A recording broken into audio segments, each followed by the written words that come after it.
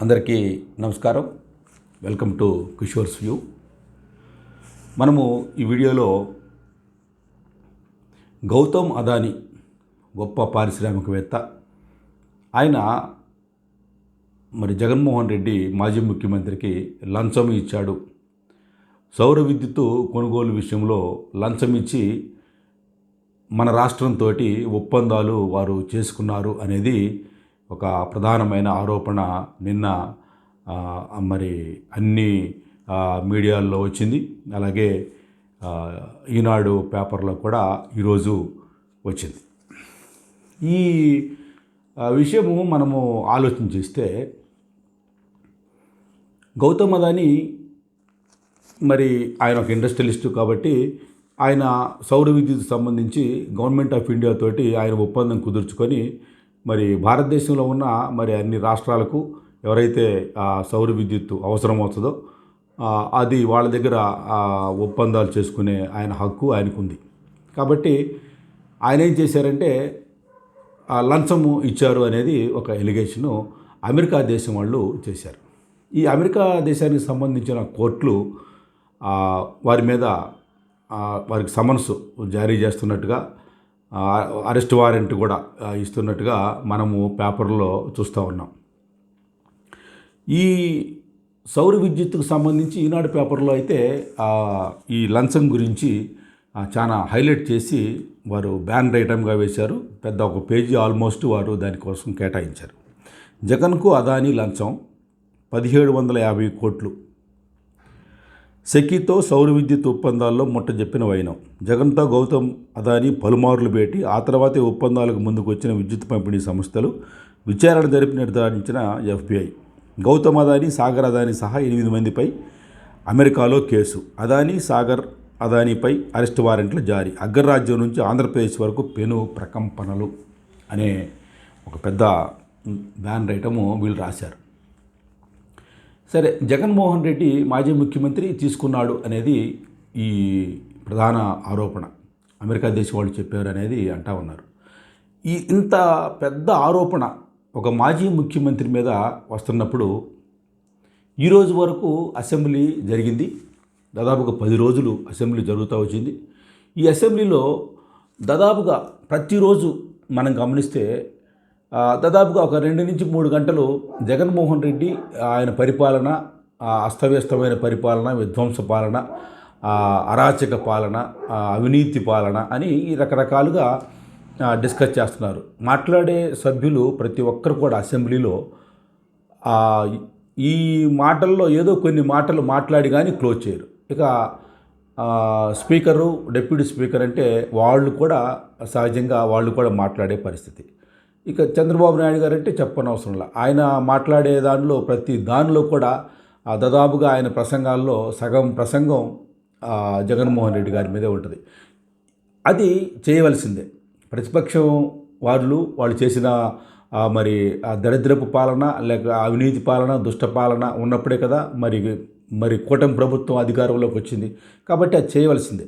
కానీ అంత ఎలిగేషన్ చేస్తూ ఉన్నప్పుడు ఇంత ఘోరమైన లంచం 1750 కోట్ల రూపాయలు లంచం ఇచ్చాడు అదానీ అనేది ఎందుకు దీన్ని అసెంబ్లీలో ఒక్క మాట కూడా మాట్లాడలేదు? కుక్కిన పేరులాగా ఎందుకు ప్రభుత్వం పడి ఉందో అర్థం కావట్లేదు. ఈ కూటమి ప్రభుత్వంలో మనందరికీ తెలిసినట్టుగా జనసేన పార్టీ ఉంది, బీజేపీ ఉంది, తెలుగుదేశం ఉంది. ఈ 3 పార్టీలు కలిసి కూటమి ప్రభుత్వంగా ఏర్పడ్డారు.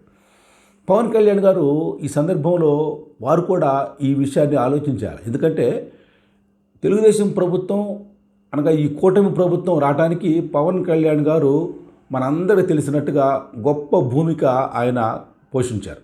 ఎందుకంటే బీజేపీతోటి చంద్రబాబు నాయుడుకు సరైన అవగాహన లేని టైంలో, సరైన అండర్స్టాండింగ్ ఇద్దరి మధ్య లేనప్పుడు ఎలక్షన్ల టైంలో పవన్ కళ్యాణ్ గారు సంధానకర్తగా ఉండి వారు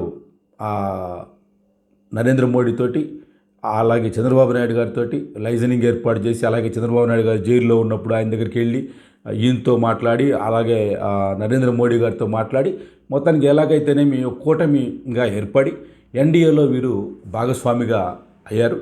అలాగే ప్రభుత్వాన్ని ఏర్పాటు చేశారు. అత్యధికమైన బంపర్ మెజార్టీతోటి కూటమి ప్రభుత్వం అధికారంలోకి వచ్చింది. ఇది మంచి మాటే. అయితే ఈ విషయాన్ని ఎందుకు మాట్లాడలేకపోతూ ఉన్నాడు పవన్ కళ్యాణ్ అనేది మనం ఆలోచించాలి. ఆయన డిప్యూటీ సీఎంగా ఉన్నాడు. ఆయన ఎక్స్ట్రాడినరీ పర్ఫార్మెన్స్కి చంద్రబాబు నాయుడు గారు ఆయనకు ఒక 3 శాఖలు మంత్రిగా ఉన్నారు, డిప్యూటీ సీఎంగా ఉన్నారు. మరి ఆయన అద్వానీ గారితో అదానీ విషయము నరేంద్ర మోడీ గారితో మాట్లాడాలి కదా. నరేంద్ర మోడీ గారితో మాట్లాడి ఇంత ఘోరం జరుగుతూ ఉందండి, ఇంత జరిగింది, మరి దీనిలో వచ్చింది, పేపర్లలో కూడా వస్తూ ఉన్నాయి, మరి వాళ్ళు ఎలిగేట్ చేస్తూ ఉన్నారు అనేది ఒకటి.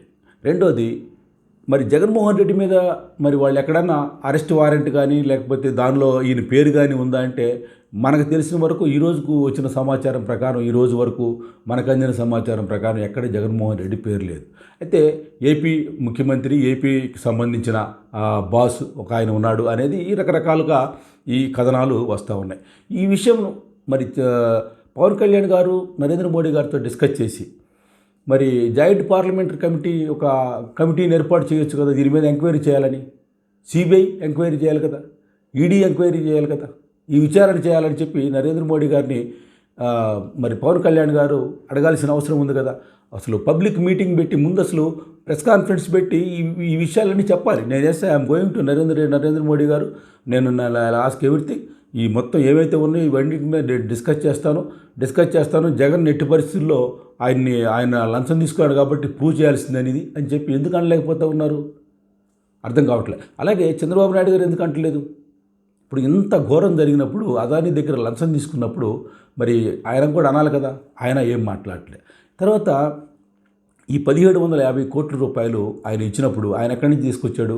అమెరికా దేశం నుంచి తీసుకొచ్చిన డబ్బుల్లో ఇక్కడ 1750 కోట్లు, అలాగే మన చుట్టుపక్కల ఉన్న 3 రాష్ట్రాలు, అదే ఒరిస్సా, తమిళనాడు, ఈ రాష్ట్రాలు కూడా వీటిల్లో భాగం ఉంది. మొత్తం 2100 కోట్లు అనేది చెప్తా ఉన్నారు.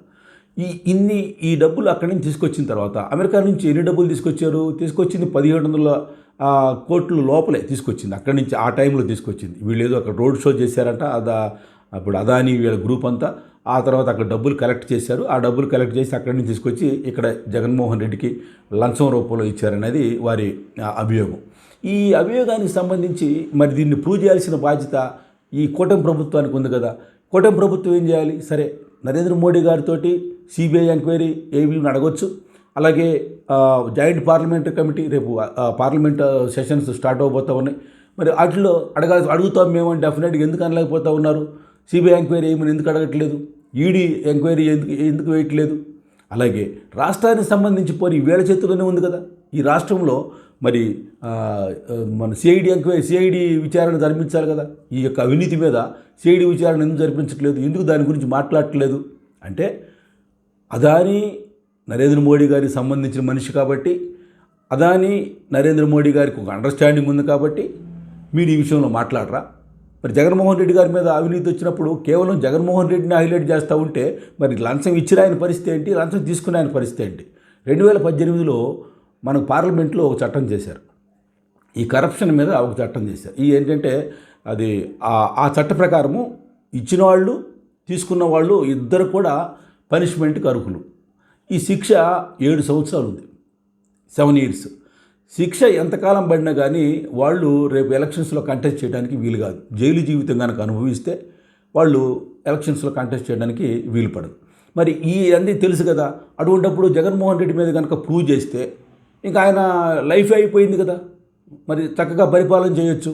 ఇప్పుడు అసెంబ్లీలో మనం చూస్తున్నాం, ప్రతిపక్షం లేదు, ఆయన రావట్లేదు. వాడు బిల్లు మొత్తం వాళ్ళు ఏమైతే అనుకుంటున్నారో అవన్నీ ఆటోమేటిక్గా పాస్ అయిపోతాయి. సో ఇవన్నీ జరుగుతూ ఉన్నప్పుడు మరి ప్రతిపక్షం లేకుండా అయిపోద్ది కదా. ఎందుకు జగన్మోహన్ రెడ్డిని కార్నర్ చేయలేకపోతూ ఉన్నారు? అంటే అదానీ మధ్యలో ఉన్నాడు కాబట్టి, ఆయన ఏం అనలేను కాబట్టి కామ్గా ఉండటమేనా? మరి ఒక వర్గం మీడియా కంప్లీట్గా దీని మీద జగన్మోహన్ రెడ్డి లంచం తీసుకున్నాడు, జగన్మోహన్ రెడ్డికి లంచం ఇచ్చారు, అదానీ ఇచ్చాడని చెప్తా ఉన్నప్పుడు మరి అసలైన పాలకులు ఎవరైతే కూటమిలో ఉన్నారో మీరెందుకు మాట్లాడట్లేదు? వీళ్ళెందుకు మౌనవ్రతం వహిస్తున్నారు? కుక్కిని పేనులాగా ఎందుకు పడి ఉన్నారు? ఇది అర్థం కావట్లా. ఈ విషయాలు ప్రజలు గమనిస్తూ ఉన్నారు. ప్రజల్లో మరి ఇంత లేచిన దగ్గర నుంచి విధ్వంస పాలన, ఆ పాలన, ఈ పాలన అని మాట్లాడుతూ ఉన్నప్పుడు మరి ఇది ఎందుకు మాట్లాడలేకపోతూ ఉన్నారు? ఇంత లంచం తీసుకున్నప్పుడు ఎందుకు ఊరుకుంటున్నారు? పోర్టులు ఉన్నాయి, అదాని పోర్టులన్నీ కూడా చేశారు. మరి వాటి మీద కూడా ఎంక్వైరీ వేయండి. ఆయనతోటి అదానితోటి ఈ రాష్ట్రానికి ఉన్న ఏవైతే కాంట్రాక్ట్స్ ఉన్నాయో, ఒప్పందాలు ఉన్నాయో, ఆ ఒప్పందాలు మొత్తం మీద ఒక విచారణ కమిటీ వేయండి. మన సిఐడిని ఎంక్వైరీ చేయించండి. ఎవరెవరు ఎన్నెన్ని ఎక్కడెక్కడ మరి ఈ అక్రమాలకు పాల్పడ్డారు ఇవన్నీ బయటకు వస్తాయి. అదాని ఎంతవరకు ఎంత లంచాలు ఇక్కడ మేపుతూ ఉన్నాడు, లంచాలు ఇచ్చి ఇక్కడ ప్రజలను అనేది బయటకు వస్తుంది. ఆటోమేటిక్గా అది ప్రజలందరూ తెలుసుకుంటారు. ఎందుకు సైలెంట్గా ఉంటున్నారు? నరేంద్ర మోడీ మనిషి కాబట్టి మీరు సైలెంట్గా ఉంటున్నారా?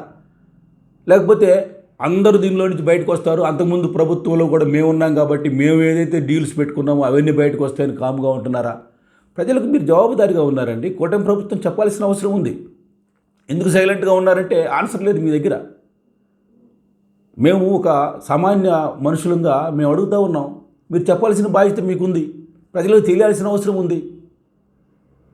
కూటమి ప్రభుత్వం ఇప్పుడైనా ఆలోచన చేసుకోండి. దాని మీద సిబిఐ ఎంక్వైరీ వేయించండి గవర్నమెంట్ ఆఫ్ ఇండియాతో మాట్లాడి. అలాగే జాయింట్ పార్లమెంటరీ కమిటీ వాళ్ళ కమిటీ వేయించండి దీని మీద, ఈ ఇష్యూ మీద. అలాగే మీరు మీ చేతిలో ఉన్న సిఐడిని ఉపయోగించి సిఐడి ఎంక్వైరీ జరిపించండి. మీరు చేయాల్సింది మీరు చేయకుండా ఇదేదో మాట్లాడి జరిగిపోయింది అని ఏదో మాట్లాడుతూ ఉంటే ఇది కూడా జరిగిపోయింది కదా, మరి ఇంత లంచం తీసుకున్నప్పుడు ఈ విషయాలు కూడా మాట్లాడాలి కదా. కనుక ఇప్పటికైనా మాట్లాడి ప్రజలలో ఉన్న డౌట్స్ని తీర్చాల్సిన బాధ్యత కూటమి ప్రభుత్వానికి ఉంది. అందరికీ నమస్కారం.